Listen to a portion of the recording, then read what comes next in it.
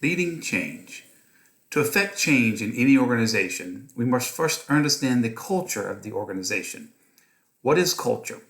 In the context of society, culture can be understood or defined in many ways.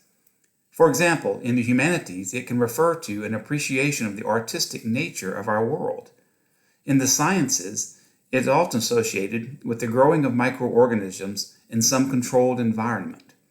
And in the context of human nature, culture can be understood as the actions and attitudes shared among members of a social group. However, it is in the context of organizations that we approach our study of culture. Organizational culture can best be thought of as the questions that drive our interactions with others. In the organization, what are we comfortable talking about? Who has the power and how is it used? How does one advance or how does one fall behind? And what are the unwritten rules? How are values lived out among the members of the organization? And what are our shared stories?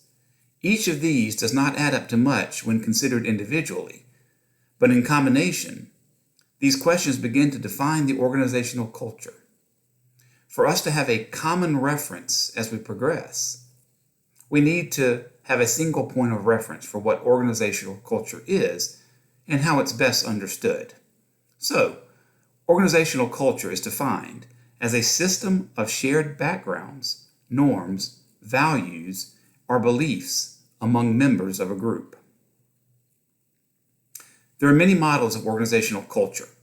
Some of the ones most important to our discussion have been developed by Edgar Schein, Lee Bowman and Terence Deal, and Peter Senge. Let's discuss each of these in a little more detail. Schein believed that organizations take time to develop a culture as the teammates go through various changes and adapt to external environment and solve organizational problems. Schein's organizational culture triangle deals with 3 layers of organizational culture: artifacts, espoused values, and underlying beliefs. They are of differing levels of importance in shaping the actual culture of an organization. Artifacts are the visible signs of an organizational culture. They are the shallowest indicator of what an organization's culture is like. Artifacts can include things like posters, dress codes, job titles, and style and design of the workspaces. Espoused values are the things that an organization says about its culture and ways of working. These are deeper indicators and levers of culture than artifacts, but shallower than underlying beliefs. Finally, the underlying beliefs held by members of an organization are significantly deeper indicators of an organization's culture than either its artifacts or espoused values. They reflect the way that the organizational really works on the inside. Bowman and Deal's 4-frame model suggests that as organizations grow and become more powerful, they become harder to lead, making them even more complex and confusing. Resulting from this ambiguity is narrow-minded management and leadership rooted in inadequate ideas of the realities of organizational life. This model presents 4 frames or perspectives of viewing the organization that bring clarity and meaning to this confusion. The structural frame focuses on rules and policies, goals and strategy, technology, environment, and the roles individuals assume in the organization. The human resource frame focuses on the people and their needs, relationships, and skills. The political frame focuses on politics and power, competition and conflict, and how decisions are made within the hierarchy. And finally, the symbolic frame focuses on culture, ritual, stories, and meaning. Each frame offers a powerful yet unique way of viewing the organization, and collectively they provide the means for a deeper understanding of organizational culture.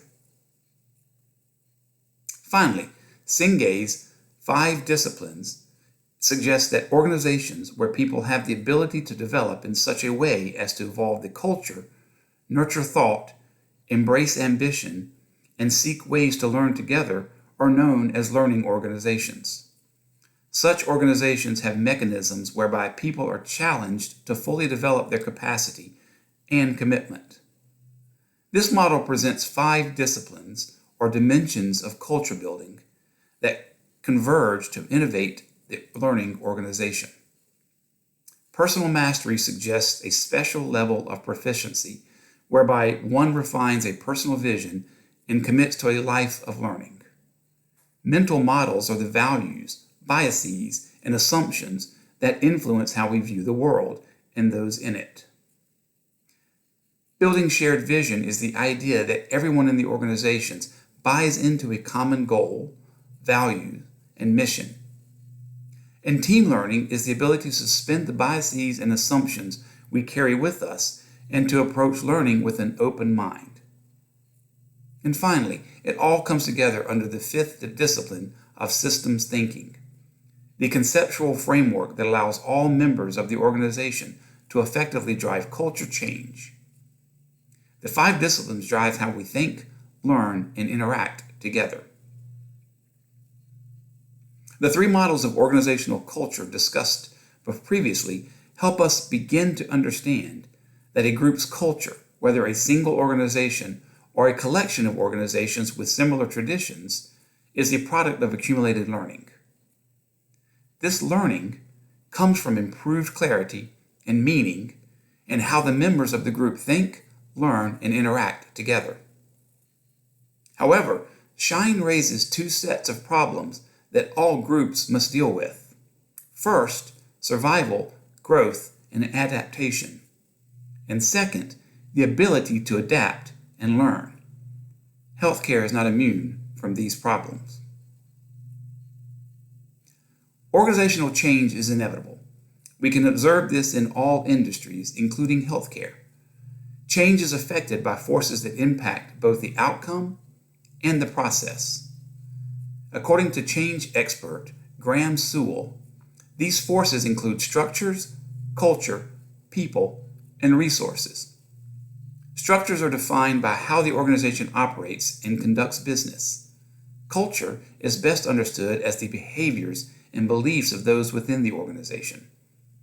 People are simply those who are associated with the organization in some meaningful way.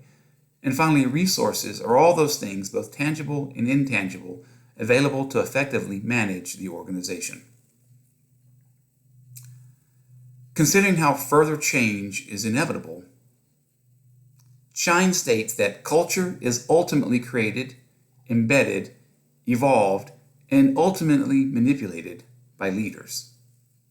But is this true for healthcare, where much of the culture resides in its physicians and in other stakeholders such as regulators, patients, and the public?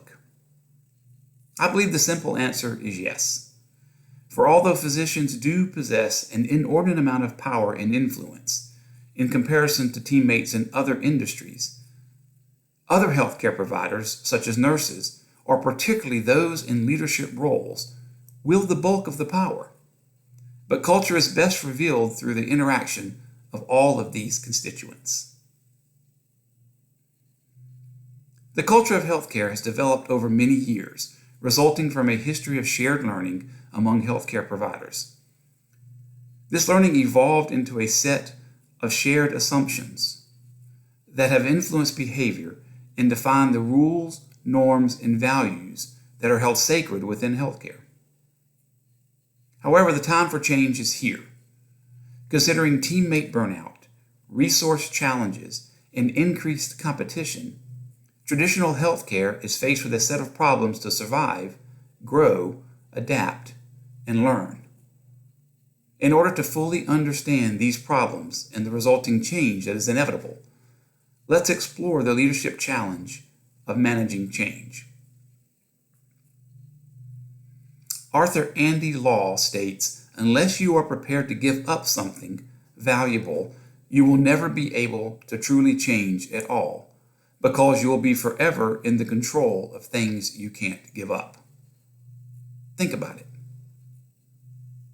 Leading change in our organizations and in healthcare must involve a proactive approach where change is seen as a continual opportunity for growth and improvement, rather than a finite one-time project. Change leaders create an inspiring vision and advocate for that vision throughout the organization. To effectively drive change in our organizations, to survive, grow, adapt, and learn, leaders must be inspirational, strategic, communicative, supportive, and energetic. Let's explore. An effective change leader creates a vision for the future of the organization that will inspire teammates to support change rather than resist or fear change. The vision will clearly show why change is necessary, the benefits of changing, and how people will be affected in their work. Successful change leaders anticipate, understand, and address employees' concern in that vision.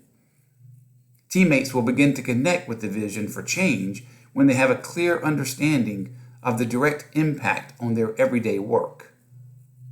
To do that, change leaders bring the vision to life by developing the strategy for accomplishing the change in an inclusive manner and sharing this strategy with everyone for clarity and transparency. Regular communication will continue to ensure buy-in for the strategy. To ensure success, change leaders make sure there is ample support available. This includes providing leaders at all levels of the organization with the skills and information they need to coach and assist their teammates. By working with teams and individuals, leaders can proactively address the challenges of change. Change leaders know that successfully achieving the vision requires maintaining momentum and keeping teammates energized through regular updates, tracking progress, and celebrating successes. Being a change leader is demanding, very visible, high-stakes responsibility. Becoming a strong, efficient, and effective change leader requires patience and practice. Inspiring teammates to follow your vision is a skill that develops over time. Understanding the culture of your organization and how you influence change is the beginning of this journey.